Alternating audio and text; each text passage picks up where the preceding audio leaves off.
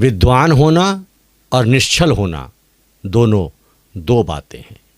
नमस्कार, मैं शैलेश कुमार, शैलेश की बात में आपका हार्दिक स्वागत है। मैं बात कर रहा हूं पूर्व उपराष्ट्रपति, क्योंकि 3 दिन पहले जगदीप धनखड़ साहब ने त्यागपत्र दे दिया और उपराष्ट्रपति से अब वो पूर्व राष्ट्रपति हो गए। और पूरे देश में इस वक्त जो बौद्धिक रूप से सक्षम हैं वो इस पर चर्चा कर रहे हैं कि आखिर कौन सी कारण हुई, कौन सी वो बात हुई जिसकी वजह से जगदीप धनखड़ साहब ने इस्तीफा दे दिया। हम आज उस बात को करने नहीं आए हैं। हम उस संदर्भ में अपने जो संस्कार हैं, अपने जो सनातन की संस्कृति है, उस संदर्भ से उसे हम देखने का प्रयास करेंगे। बहुत सारी बातें हो रही है। लोग कह रहे हैं राज्यसभा में उन्होंने स्वीकार कर लिया महाभियोग, और साथ ही साथ कुछ अन्य कारण भी थे जिसकी वजह से उन्हें अपने पद से मुक्त होना पड़ा।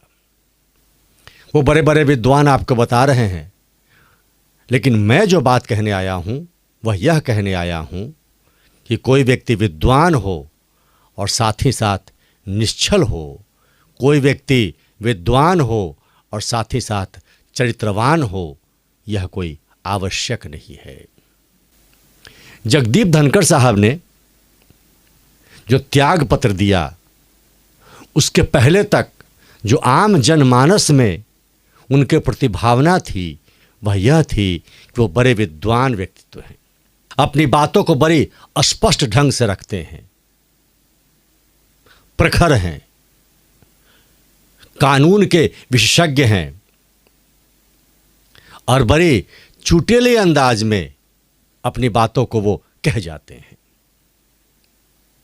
विगत 3-4 वर्षों से, जब से वो राज्यपाल थे पश्चिम बंगाल के, तब से उन्हें लोग सुन रहे हैं और देख रहे हैं। पश्चिम बंगाल में तो ममता बनर्जी उनके खिलाफ मोर्चा खोलकर रखी थी, और पश्चिम बंगाल में उन्होंने जो कार्य किया भारत सरकार के लिए, मोदी सरकार के लिए, माननीय प्रधानमंत्री जी के लिए, उसका उन्हें पुरस्कार मिला कि वो उपराष्ट्रपति हो गए। लेकिन अब जब उन्होंने त्यागपत्र दिया है और बहुत सारी बातें लोग जानने का प्रयास कर रहे हैं, उस संदर्भ में जो बातें निकल कर आई है वह चौंकाने वाली है। और तब यह कहना पड़ता है कि विद्वान होना और चरित्रवान होना, विद्वान होना और निश्चल होना दोनों अलग अलग बातें हैं, और बहुत कम लोगों के साथ ऐसा होता है जो ये दोनों एक साथ हो, खास करके आज के दुनिया में, इस महत्वाकांक्षी दुनिया में।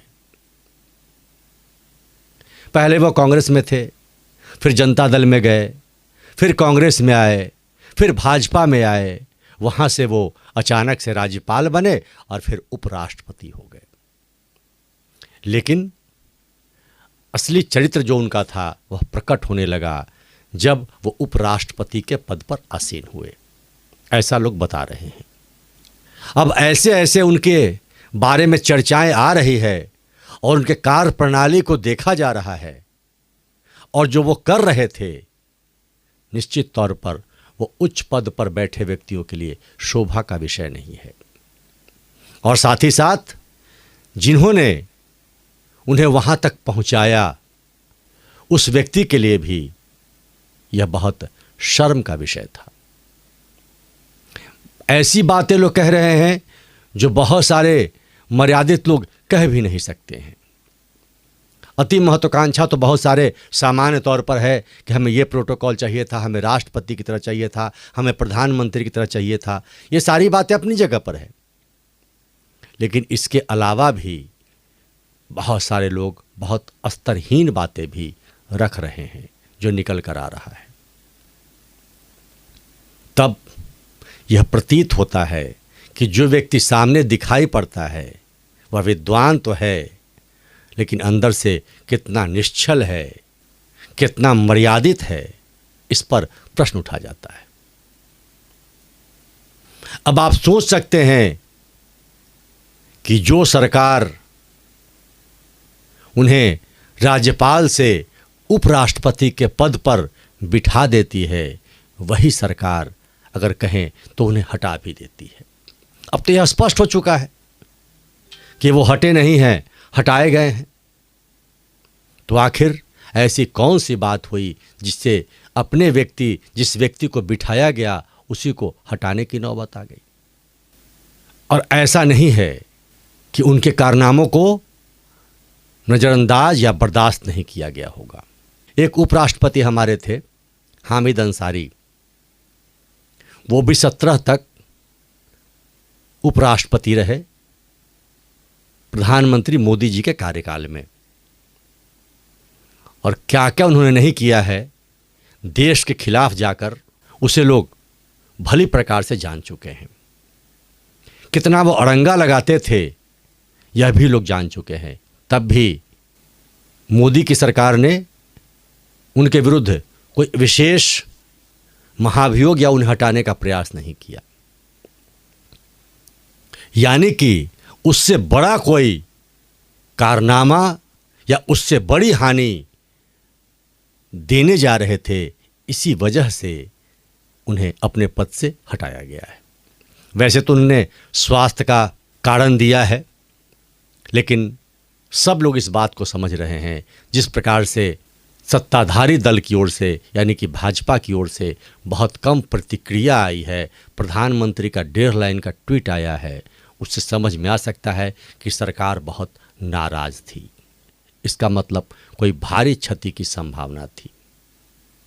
बहुत लोग बातें कह रहे हैं, उन पर नहीं जाना है हमें। हम तो सिर्फ इतना कहना चाहते हैं, हमारे यहाँ परंपरा है, सम्मान हम उसे देते हैं जो मर्यादा के पद पर आसीन होता है। हमने कभी भी बहुत धन को सम्मान नहीं दिया, हमारी संस्कृति की विशेषता रही है।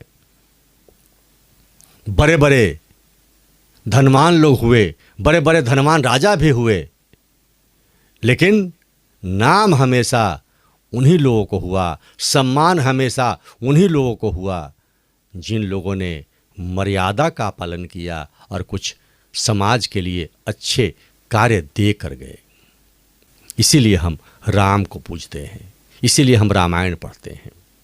रावण बहुत विद्वान था, लेकिन निश्छल नहीं था,